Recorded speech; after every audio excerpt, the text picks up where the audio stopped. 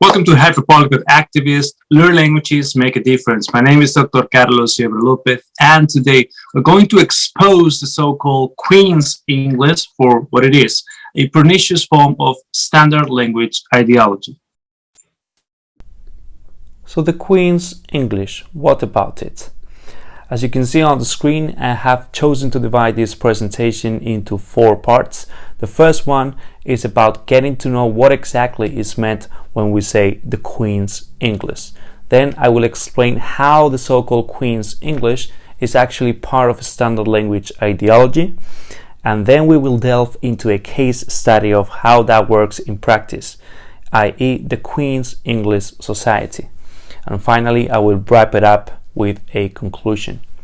Now, what do we mean actually when we speak about the Queen's English? Well, according to the Merriam-Webster dictionary, Queen's English stands for standard, pure or correct English speech or usage, King's English, used especially when the British monarch is a queen.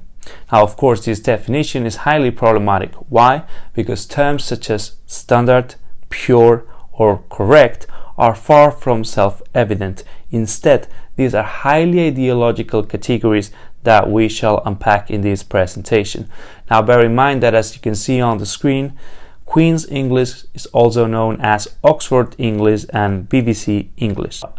It was created from a mixture of the Midlands and Southern dialects spoken in London in the early modern period. And this is extremely important because it lets us know that, contrary to popular misconception, Queen's English is not objective. It doesn't exist in a vacuum.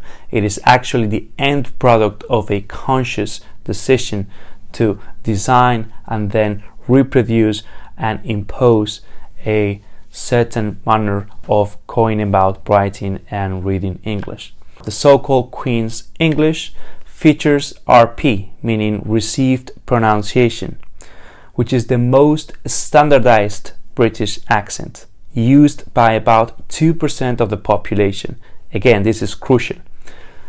Received pronunciation is not the standard, it's the standardized British accent, meaning there is nothing intrinsically objective or natural or pre-existing about it, but rather it is the end product of a process of standardization that is conscious and explicitly designed to create a homogeneous society around that accent. It is not representative of how people speak in Great Britain either. As you can see, it is only used by about 2% of the population. So rather than being descriptive of how English is spoken, it is actually prescriptive of how quote-unquote proper, quote-unquote standard, quote-unquote pure, quote-unquote correct English should be spoken both at home, meaning Great Britain, and abroad, meaning, for instance, for the purpose of teaching English to people whose first language is not English. Now, in what sense is the so-called Queen's English part of a standard language ideology? One thing we need to understand when we talk about language ideologies is that language is always already connected to and shaped by its community of speakers. So when we speak about the Queen's English, what we're actually speaking about is a proxy of the Queen, a proxy of the monarchy, a proxy of a society that is hierarchically structured and where the classes that are positioned high above have a vested interest in maintaining that power via all means necessary, including culture, i.e. language. So in this case, language ideologies refers to the sets of beliefs about language articulated by users as a rationalization or justification of perceived language structure and use, according to the definition offered by Silverstein in 1979. So as you can see, highlighted in red is about rationalizations, beliefs, perceptions, justifications. Language ideologies do not refer to anything objective, but rather how language is interpreted by users themselves. Now, critical approaches to language ideology focus on how linguistic ideologies are used as strategies for maintaining social power and domination. And in particular, critical approaches to standard language ideology are concerned with how the conception of quote-unquote standard is predicated upon ideology rather than facts. This means that when we speak about the standard language, or the so-called Queen's English as being the standard form of English, we're not so much talking about it being the standard in the sense of being objective, but it being the standard in as much as it has succeeded at becoming hegemonic in Gramscian terms. It has succeeded at becoming that which is dominant in the cultural and popular sphere. And now we're going to delve into the reasons why that is the case. So the Queen's English as a form of standard language ideology. The standardized form is constructed by and associated with powerful social groups. Normally, these are Western groups that are literate, white, male, and middle upper class. Of course, one group or one person need not tick all of these boxes for that person or group to be powerful, but there is a tendency of powerful social groups to tick most of these boxes. Now, conversely, non-standardized forms get subordinated through being constructed as deviant and non-compliant. So the result is that we have a hierarchy or a stratification of language varieties. Powerful groups manage access to employment and education using standardized language benchmarks as a form of gatekeeping, and thus consolidating this hierarchy in their favor. So, in this sense, language ideologies can become so ingrained, so entrenched, that they come to be seen as natural or common sense. What do you mean the Queen's English is not proper English? Are you crazy? It's this kind of reaction, right? So, in this process of becoming ingrained and becoming perceived as natural or common sense, they mask the structural processes which work to create and perpetuate them, and the processes by which this perception that, in this case, the so-called Queen's English is the proper way of speaking English, is consolidated by its reproduction every day in media, education, etc., just like it happens with any other form of standard language ideology. For instance, have a look on the screen at this official policy at a Los Angeles school. It says, "We recognize the need for all pupils to speak, read, and write standard English fluently and accurately, while acknowledging that a pupil's own dialect or other language is of prime importance. It is our school policy to encourage children to say it like the Queen. This promotes standard English." Now, this is priceless for us to understand how standard language ideology, and in particular so-called Queen's English, work in practice. Let's analyze this paragraph. It starts by saying we recognize the need for all pupils to speak, read, and write the standard English. So when you say you recognize something, what you imply is that something is naturally evident and true, and you are just acknowledging that truth. So by saying that we recognize the need for all pupils to speak, read, and write the standard English fluently and accurately, what you're saying is all pupils need to speak, read, and write standard English fluently and accurately, and I am assuming this to be true for no reason whatsoever, or in any case in absence of any justification whatsoever. Now, then the second ideological content is surreptitiously introduced. It says, while acknowledging that a pupil's own dialect or other language is of prime importance, meaning while assuming that what you plebs speak at home is also important somehow. And this somehow is crucial because it is certainly unclear how a policy that is encouraging slash imposing on children to quote unquote say like the Queen can also acknowledge the importance of any other linguistic varieties spoken by kids, whether at home, in the streets, etc. How do you do that if you're only focusing on the so-called standard English at school? How are you recognizing at school any other linguistic variety as being of any importance? Moreover, why should this Queen of England's hyperformal linguistic stereotype be an aspirational target for school students? How can it not reinforce the deficit message that the own linguistic repertoires possessed by those students are not suitable for classrooms, that they are not good enough, neither their linguistic varieties nor they themselves, in as much as languages are proxies for people who speak them? And finally, the coup de grace, the say like the Queen, is a clear allusion to the so-called Queen's English. And then the last sentence is, this promotes standard English, as if that is something intrinsically good. Again, this is assuming rather than showing or arguing for why the adoption of a standard English is desirable. Of course, this promotes standard English, but the question is not whether your school promotes standard English or not.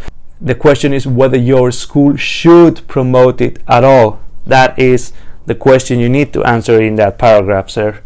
Good sir. So having done that, let's move on to expose the Queen's English Society as an agent of the Matrix. Now, what is the Queen's English Society, which exists since 1972? Now, if you go to the website of the so-called Queen's English Society, you will find plenty of material to scrutinize. I recommend you go first to their policy document and read throughout. It's just perhaps the equivalent of 3 or 4 pages.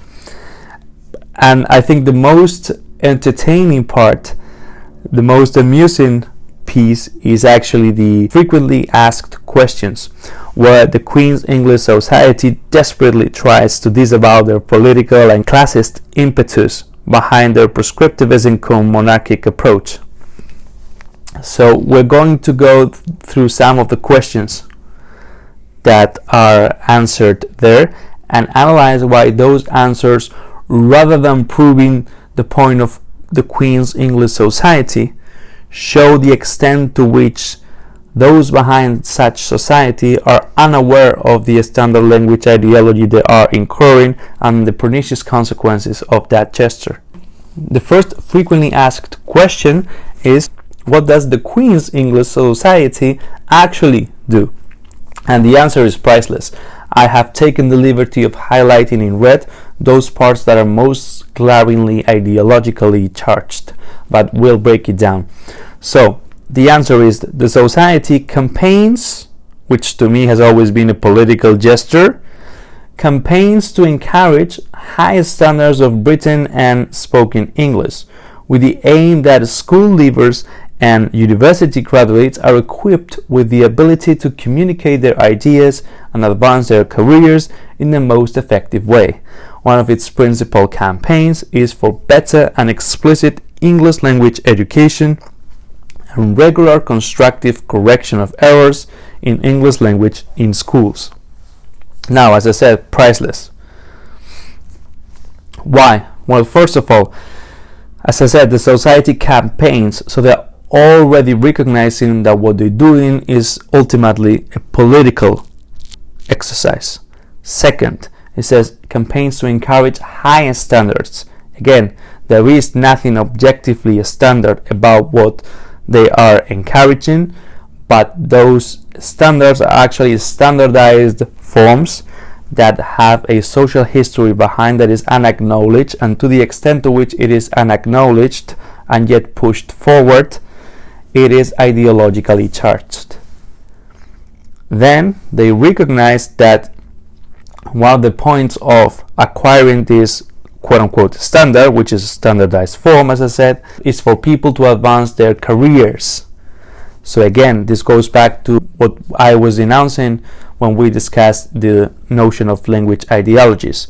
Standardized forms of language that are sold as proper blah blah blah, proper English, proper French, etc., are actually tools for gatekeeping, tools for class separation, structure, and hierarchy. So by adopting the standardized forms, a segment of the population gets to advance their careers at the expense of another segment. One of its principal campaigns, the answer says, is for better and explicit English language education. Again, there is nothing inherently better about the standardized form of English called the Queen's English than any other variety of English. So this is a highly ideologically charged category that is unacknowledged as such. And finally, regular constructive correction of errors. Again, the notion of error is transitive. Error according to what rule? Rule according to what ruler? And then why should we respect the authority of that ruler? Because of the power that that ruler holds, i.e. potestas, or because of the knowledge that that ruler holds, i.e. his, her, their autoritas. Because if they only have power, potestas, but no knowledge, autoritas, then we shouldn't actually follow that ruler, rule, or correction following that rule. As explained by Chomsky, the burden of the proof is on whoever makes the claim, and if those in power cannot justify the claims that they make, in this case that the variety of English called the Queen's English is superior to any other variety of English, then that variety and maybe they themselves should go away. Now, more questions. People ask, does the Queen's English Society want to police or govern the language? And of course the answer is yes, sir. But what are they going to say? They say, oh no, that is not seen as our role. Or that's certainly seen as your role. Maybe you do not see that as your role, but society does see that as your role, and that's why you are addressing this in the frequently asked questions section. Anyway, that is not seen as our role, as our language will always continue to evolve just as it has done through the ages. We would, however, comment on any alterations to the language that are felt to be not in keeping with clarity and elegance in written or spoken English. We aim to help people avoid the confusion which arises when language is used imprecisely. Now, again, this is gold. I've taken again the liberty of highlighting in red particularly ideologically charged sections of these answers. So, first, it says, comment on any alterations to the language, meaning we know what pure language is and should be, and any deviance from that is an alteration, is a contamination, a pollution, thereby reproducing the deficiency model that we were discussing apropos the official policy adopted at the Los Angeles School as part of our language ideology discussion on standard language ideologies. That are felt to be not in keeping with clarity and elegance. Again, felt by whom? By you? Why? On what grounds? Justify that. Felt to be not in keeping with clarity and elegance. So now apparently the reason why the so-called Queen's English should be adopted at the expense of any other linguistic variety in English is because of clarity and elegance, right? Get that. So if I say you are a fucking moron, that is somehow less clear than if I say you are a particularly felicitous instance of a rather unwise person. Now, which one of the two statements is closer to the Queen's English? You would say the latter. Is it more clear? I really doubt so.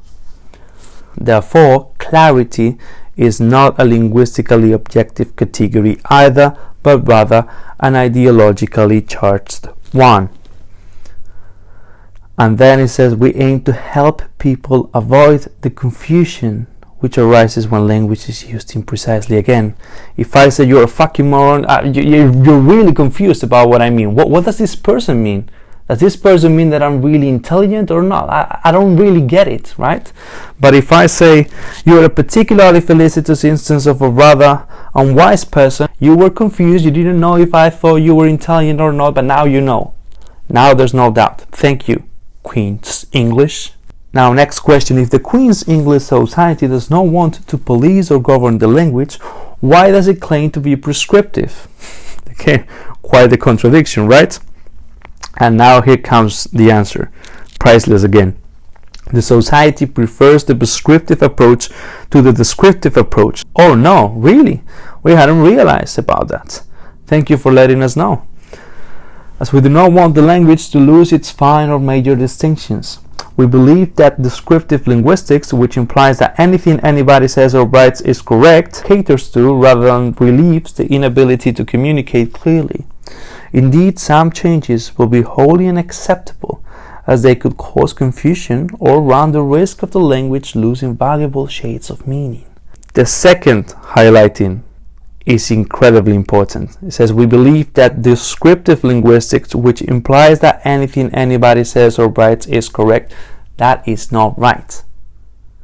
This is not what descriptive linguistics implies. But see, when you are reasoning fallaciously, one of the foremost recurring strategies is to oversimplify the position of your interlocutor so that your own position looks more reasonable in contrast. This is a so-called straw man fallacy, and that's what is at stake here when it says descriptive linguistics implies that anything anybody says or writes is correct. No, descriptive linguistics problematizes the very idea of correct, and it says, look, it is not that anything goes or that anything is correct. It's just that there is always something upon which that correctness depends. Correctness is always transitive. It's never just objective, living in a vacuum.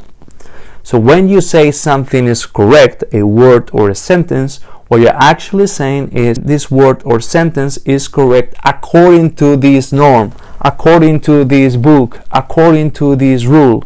And I trust this book, norm, rule, etc. because I trust the authority behind that book, rule, or norm. And what critical linguistics is saying is, look, it's fine if you claim that something is correct or incorrect as long as you specify according to which model.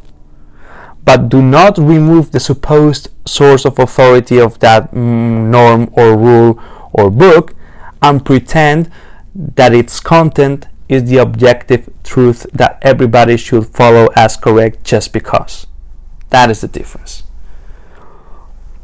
Moving on, caters to rather than relieves the inability to communicate clearly. I've already explained why clarity is not an objective linguistic category, but rather an ideological one. Moving on, next question. Does the Queen's English Society set rules of good English? And then the answer is no. While the society does not set out the rules of good English, which already exist and indeed change over time. Oh, really? I thought they existed forever. It has established a collection of reference books which readers might find useful. The Queen's English and How to Use It, that's a phenomenal title, published in September 2010, is available for sale at good bookshops around the country. This is priceless. Of course it's only available at good bookshops around the country because only you know what good bookshops are. According to what criteria? We don't know, and we don't need to know, right? Because things are just good in themselves, correct in themselves, clear in themselves, elegant just because they look like the Queen, etc. Right? There's no need to explain, to justify, to argue for. Just take it as self-evident and superior to you just because we say it is. And the final question is the Queen's English Society a self-appointed group of authoritarians? Well, yeah. And they say, well, no, the society is open to everyone to join, and we believe that by attracting people who believe in the power of clarity, again, we already explained why clarity is not an objective linguistic category. In use of language, we can offer much to the needs of the world at large. Yeah, much authoritarianism, which, as Etienne de la Boétie said, is part of voluntary servitude, which is a human tendency. So yes, you do offer something that the world is asking for, but that doesn't mean that that which you're offering is going to improve the world in any sense. Our wish is to encourage people to enjoy using the tongue properly and elegantly. Again, properly according to which rule, norm, elegantly according to whose taste, and in what historical circumstances, and in whose interest. None of these, speaking properly or elegantly, have any objective linguistic ground. These are just ideologically mediated categories, and to the extent to which you do not make explicit that ideology behind them, you are using them uncritically. So in conclusion, the so-called Queen's English is not a standard adopted on the basis of objective linguistic superiority, but an ideologically motivated construct based on a top-down prescriptivist process of standardization. It is driven by and aims at the reproduction of pre-existed and inherited forms of political power and racial categories, as well as the justification of colonialism and class rule. Or in other words, the so-called Queen's English is a proxy of the monarchy, understood as one of the most effective tools of mass subjugation, one that regiments society and keeps people, especially the poor and the working class, in the quote-unquote proper place. Bear that in mind next time somebody asks you to speak proper English, ideally as proper as Her Majesty's. So that's all from me. I hope you enjoyed this explanation. Please let me know if this changed in any form what you used to think about the so-called Queen's English. As always, thanks for watching.